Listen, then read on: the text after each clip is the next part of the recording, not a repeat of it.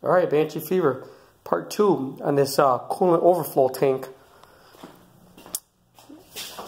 You can see over here, if you can remember, I had the a coolant overflow tank that was on this side. Actually, let me go grab it real quick, and that'll make this video a little easier. Alright, here we go.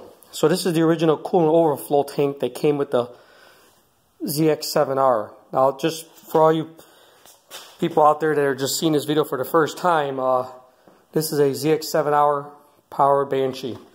Kawasaki Ninja ZX7R. Inside of a Yamaha Banshee. 350 is gone, 750 is in its place. So, over the years, if you look at the previous videos I've got about 70 videos on this thing. You know, make minor updates here and there for my riding style.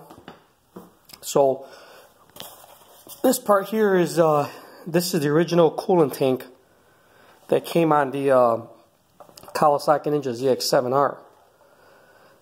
Now, as you can see, it was here. This is the original mounting position for this, as you can see there.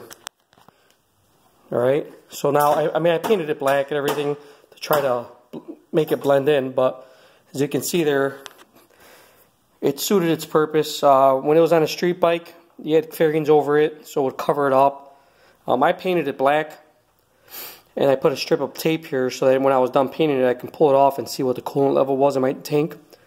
But as you can see, my boot was wearing it off, wearing the paint off up here in this little corner. But alright, so there you go. That's where it was. A little under the weather here, so don't mind the labored breathing.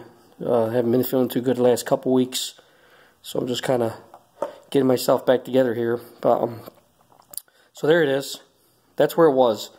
I ended up adding a couple chrome pieces, and I've also got the chrome clutch cover, which I'm going to put on here any day now. So that's why I wanted to get rid of this tank. You know, number one, I just, you know, it was a good spot for it when it was on the bike. But you know, if you can look, let me zoom out a little bit. You can see the engine, and it's kind of neat when the engine's clean. So little by little, I've been doing some mods to clean up the engine compartment. I built my own smog block off plates. That helped out a lot. They got rid of all those hoses and tubes and pair valves. You know, I added a little bit of chrome to it. Now I'm going to add this other chrome piece here. I chromed out the brake lever here. You know, so little by little, it's going to just all tie in. So the next step is going to be to get the chrome cover on there. But this coolant tank was just bothering me. Just sitting there and just kind of, you can see the difference. You know, why do you want all that junk on your engine? There you go. See the difference? Right? And when you take it off, look at that. See it? Plus, it'll be easier, you know, if I want to do some cleaning up in here, and, you know, one less thing to do when I put the clutch cover, if I have to do the clutch on there, which I won't have to. It's a new clutch, so it's an aftermarket high performance, 30% more pressure. So, but overall, I just think it looks better without it. So, alright, let me move on here, and as you can see, this is another one off of a Ninja ZX6R. And what I did was I relocated to the back. If you look at the videos I made, you know, when I was making these brackets out of aluminum, I made another one over here out of some light steel. And let me zoom out so you can see the position of it, where it's at in reference to the bike. So I moved it from the engine compartment up here, and I put it to the back. Now the original one was where my fuel cell's at, the original Banshee overflow tank for the radiator. So I couldn't put it in that spot. I couldn't use that one. Otherwise I would have. I would have gladly used the Banshee original one. I believe the capacity would have still been fine because the overflow tank's for the radiator. So I'm using a 30% larger or 40% larger radiator, between 30 and 40. And so the coolant tank would have been adequate, the original Banshee one. So if you're still running the stock fuel tank on yours or an aftermarket smaller tank, you can still use your coolant overflow tank in the back. Now there is a certain type of antifreeze out there that is not water-based at all. I don't know if it's like a mineral oil or something. It's I forget the name of it, but I was kind of going to go that route. Then you can do away with the coolant overflow tank because this special coolant that I just mentioned does not expand when it gets hot, like regular antifreeze does because of the water. So, but that's besides the point. I just, you know what, I'm going to stay with the green traditional stuff. And so I still have to use the coolant overflow tank. Now, that's going to be the spot where I'm going to mount it. I still got to mount the hoses. You can see I got tape over it. I did paint this black, you know. I got fluorescent lights shining on it, so it makes it look worse than what it really looks like in person, but it's going to do the deed. I mean, it's definitely good. I want to show you a trick here I did. Rather than having it look just all plastic and clear plastic, and you can see all the fluid sloshing around, and I wanted to kind of blend it in a little bit more. So what I did was I painted it black with a special paint that's got a primer built in. And what I did was I put a strip of tape. I'm going to show you here. You can see I've been peeling at it a little bit. But I put a strip of regular painter's tape. Just a regular masking tape. And I'll show you what I did. There you go. Now I can see the level of my fluid. So this is kind of part of my tips and tricks segment. You know, you can even cut the strip in half and make it even smaller. You can put it in the back here on the side, but you know, this isn't a show bike. I mean, I want it to look good, but I also need my function. You know what I mean? So, you know, at a glance, I can always, when I get off the ATV, if I'm out, I can always just keep an eye on that. You know, so, you know, as long as it's at a quarter, you know, when it's cold, and then, you know, shouldn't go more than half when it's full. If it keeps filling up, then you might have a problem. So that's what's nice about the coolant tanks. It'll let you know if you've got a leak somewhere, you know, blown head gaskets or, you know, different weird things going on, radiator issues. If you see the levels kind of changing a lot here. They're going to change a little bit. When it's cold, it'll stay at a quarter. When it gets hot, it may go up a little bit more, you know, but it shouldn't go up. It shouldn't ever fill up. You might have a problem if it does. So with that being said, that's where it's at. Let me zoom out a little bit, step back so you can see. So I cleared up the engine compartment. Now it's no longer up in front. It's out and back, you know, and that's the spot. Just for the record, the rims, I still haven't got them back. They're out for powder coat. You know, we're in January now, so after the holidays, New Year's, Christmas, and all that, they fell behind a little bit, which is understandable. But that's fine. I told them no rush. Just when they're done, they're done. So there you go. See the engine compartment? It's a lot better now. It's one step. Now when I replace that clutch cover and put the chrome one on there, it'll be, you know, it'll look a lot better. All right, so I want to share with you, I'm going to put all new lines also. I was going to use the original lines, but I says, you know what?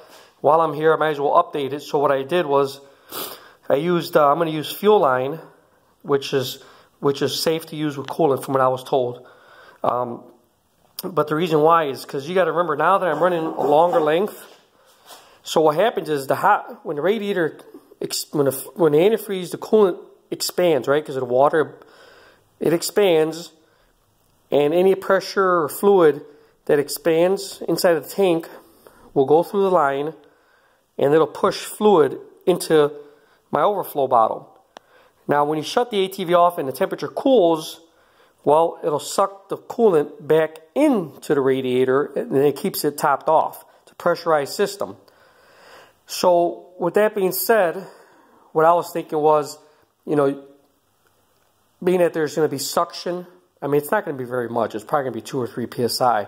But I wanted to use something that was a little more durable, something that wasn't going to heat up and collapse. So, if you decide to run your coolant tank, you know, as far back as I did, just something to think about. You know, when it's 90 degrees outside, 80 degrees, and the engine temperature, and the sun's baking your ATV, and it's hot out, and you're running sand dunes or going up and down hills like I like to do, you know, you're running your steed pretty hot. So I wanted to make sure I used a braided. That's why I went with the fuel line, and it's a PCV fuel line. So, but you can see it's really, I'm squeezing that pretty hard, almost as hard as I can. And I can hardly even get it to smash. So that's what I wanted to do was, once this rubber hose heats up, you know, rubber hoses, when they heat up, they get soft. So what I wanted to make sure was, when the radiator was calling upon the overflow tank, you know, for fluid, I wanted to make sure that none of this was going to collapse or restrict anything, you know. And so I went with this line. It's 1/4 inch, as you can see. PCV, it's fuel line, it's Gates, name brand, made in USA, good stuff. And it's 1/4 inch line. Let's see, there it is, 1/4 inch. See that? And then you might want to get a couple of these clamps. I got these at the local hardware store. They're 1/2 inch OD, which fits really, really snug. You gotta crimp them open to get them to put pressure here.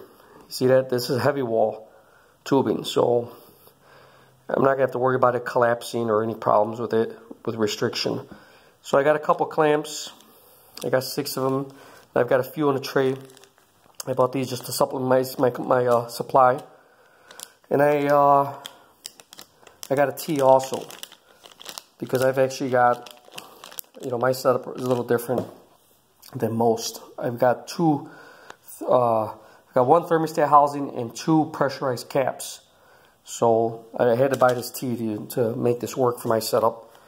But there you go. You can see, you know, now it's kind of out of the way. Can't wait to get my rims in. So now the coolant overflow tank's out of the way. I've been wanting to do this for 2 years, and I've been putting it off, and because it just wasn't on the top of the do list. I wanted to get other things that were more important done. So there it is. So there's the original one. See that? Booyah. Much better.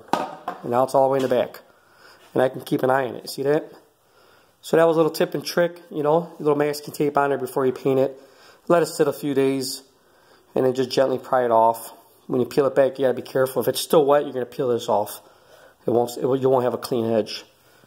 So I left mine wide like that. I prefer it like that. You know what it's like when your ATV's all covered in dirt and mud. You know, you can keep an eye on that. But that's it. Take another look at the brackets. Took me a long time to come up with this. I mean, it doesn't look like much, but it was actually a little bit of work. So now the next step, my final step, is just to run the tubing. I may pull all the plastics off, and I've been wanting to do some touch up on it. But for all you guys out there that are building street bike powered ATVs, I just wanted to share with you, you know, my idea with the tank. And if it helps you, that's great. Built a custom battery box. All these minor improvements. One of the next things I'm going to do, and I'll post a video of it, is I've been having problems with this shifter bending with the boots. So I may put some rod behind here and reinforce that. So I haven't figured out exactly how I'm going to do it, but I got a few ideas. But I want to post that when it's in motion. Alright? Alright, this is Banshee Fury 750. Coming at you with another tips and tricks for working on a Banshee ZX7R street bike powered ATV. This will work for any ATV out there. Doesn't have to be a Banshee. It can be Raptors, anything you got. So if this helps you out, great. Don't forget to subscribe and give me a thumbs up if you'd like. If you like the video. They're a little long-winded, but you know what? I try to cover everything as much as I can in a little bit of time. But there you go. Can't wait to get riding this year. Banshee Fury 750 over and out.